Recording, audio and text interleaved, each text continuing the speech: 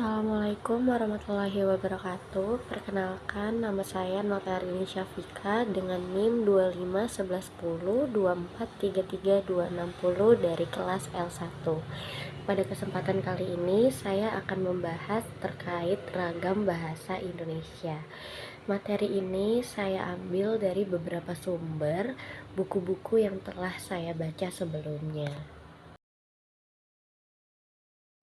Ragam bahasa merupakan variasi bahasa yang muncul karena perbedaan penggunaan bahasa dalam situasi tertentu. Pemakaian bahasa dapat dibedakan berdasarkan media yang digunakan, topik pembicaraan, serta sikap dari penutur. Dalam penggunaannya, ragam bahasa perlu memperhatikan beberapa aspek seperti situasi komunikasi, lalu permasalahan yang ingin disampaikan, latar belakang penutur maupun pendengar, serta media yang akan digunakan. Selain faktor kebahasaan, ragam bahasa juga memperhatikan faktor non-kebahasaan seperti letak geografis, perkembangan waktu, kondisi sosial budaya, serta situasi komunikasi yang terjadi di dalam masyarakat. Berdasarkan situasi pemakaiannya, ragam bahasa dibagi menjadi ragam bahasa formal, ragam bahasa semi-formal, dan ragam bahasa non-formal. Ragam bahasa formal sering sekali digunakan dalam situasi resmi seperti kegiatan akademik, kegiatan kedinasan, maupun penulisan dalam karya ilmiah. Ragam bahasa ini seringkali disebut sebagai bahasa standar karena digunakan oleh kalangan terdidik dan diajarkan dalam lingkungan pendidikan seperti sekolah maupun perguruan tinggi. Ciri-ciri dari ragam bahasa formal sendiri yaitu yang pertama, digunakan dalam dunia pendidikan, lalu memiliki kaidah bahasa yang tetap, serta digunakan dalam penulisan ilmiah dan laporan resmi. Ragam bahasa semi-formal merupakan bahasa yang berada di antara bahasa formal dan bahasa non-formal. Bahasa ini merupakan campuran dari bahasa baku dan non-baku. Contoh penggunaan dari ragam bahasa semi-formal dapat kita temukan dalam kegiatan seperti ceramah di dalam tempat ibadah maupun kegiatan upacara di sekolah. Ragam bahasa non-formal merupakan ragam bahasa yang sering digunakan dalam percakapan sehari-hari, terutama dalam situasi yang tidak resmi, seperti percakapan di pasar maupun komunikasi antar teman sebaya.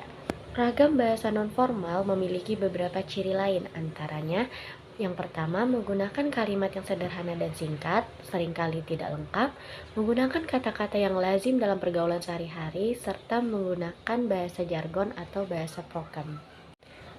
Selain berdasarkan situasi pemakaiannya, ragam bahasa juga dapat dibedakan berdasarkan mediumnya, yaitu ragam bahasa tulis dan ragam bahasa lisan.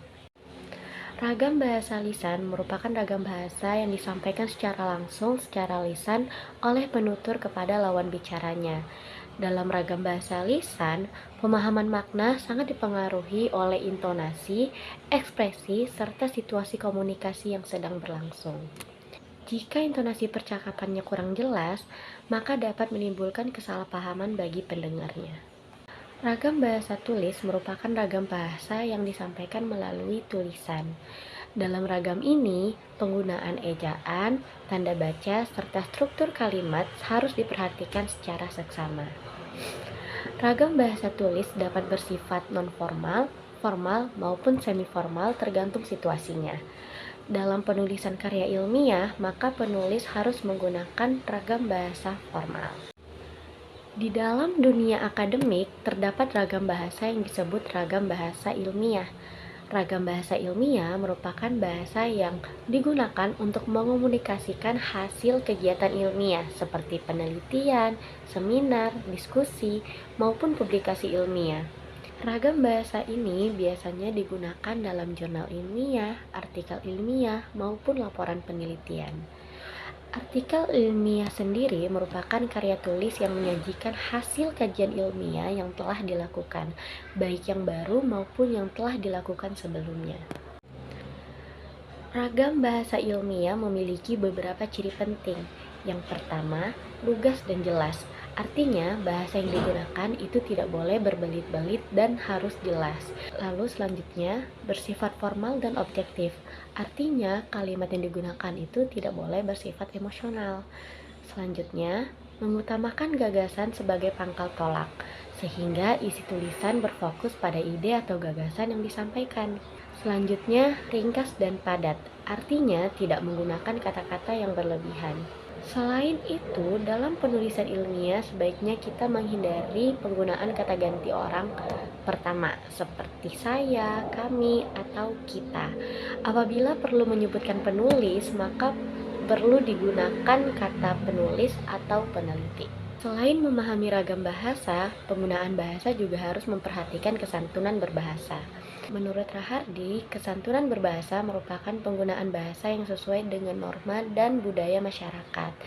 Lalu Fraser menjelaskan bahwa kesantunan berbahasa itu dapat dilihat dari beberapa aspek, seperti norma sosial, lalu prinsip percakapan, kontrak percakapan, serta hubungan sosial antara penutur dan lawan bicara.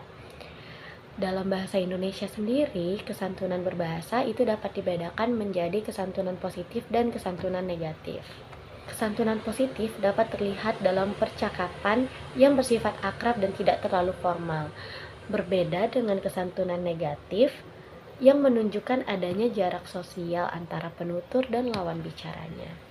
Berdasarkan pembahasan tadi, dapat disimpulkan bahwa ragam bahasa merupakan variasi bahasa yang muncul karena perbedaan situasi, media, serta latar belakang penutur.